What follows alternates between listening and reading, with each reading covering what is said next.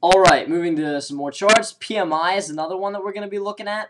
PMI is another developing high and tight. I'm looking for some neutral action to continue. But if we do get a break above 5, we are looking at a move.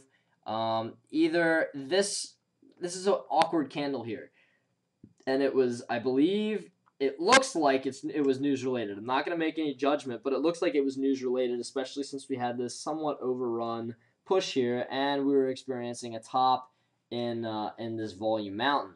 So the next resistance that we're looking at here comes from late May of 2008, and so if this candle holds up, which I don't think it will, and we blow through 550, then this could really, really take off. We could have a move from $5 to possibly $6.50. But again, this is very, very, very interesting. These high and tights that just keep popping up with low volume, I love them because once they break out, you know volume's going to go. You know momentum's going to kick into the stock.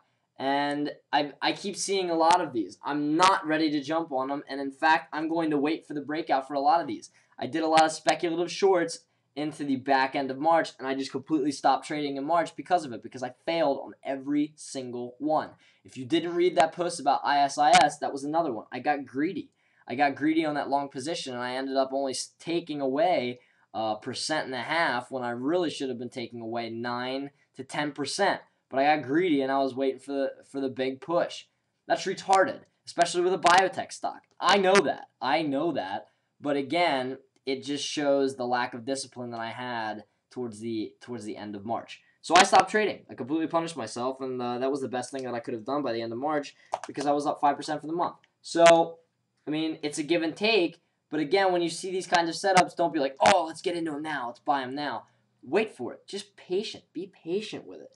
You never know what could happen, especially with the important news coming out on Thursday and Friday in this market. This is another one that I like. XNPT Xenoport Incorporated. I have no idea what they do, but we're going to look at the chart. They are a biotech. I do believe they're a biotech. And we're looking for this gap fill. If we get a break above 950, we are looking for this gap fill. This is gorgeous, at least to the 50-day simple moving average. But again, if we get volume, that's really what we need here. We had this big breakdown, and now we have a huge gap fill. This is a great gap fill play if we continue to break out to the upside. EGLE, a little bit of a momentum play here. Not a high short float for the most part. Only around 13-14%. But again, if we break out above, I'm waiting for the break above 550. Get into it 560, dump it around $6, 595. You're sitting on a 7-8% gain. That's awesome. That's a great swing. So, I mean, with volume the way it has been over the past 2 days, we're going to wait for this breakout. And if we don't get the breakout and we start pulling back, maybe we'll look to get long around these simple moving averages that we've broken through on this run up. Who knows? But if we get a breakout above this 550, as long as we're patient, we wait for the break, you know that you're going to walk away with a gain here just because of the way the stock has been trending over the past 2, 3, 4 days, for the past week.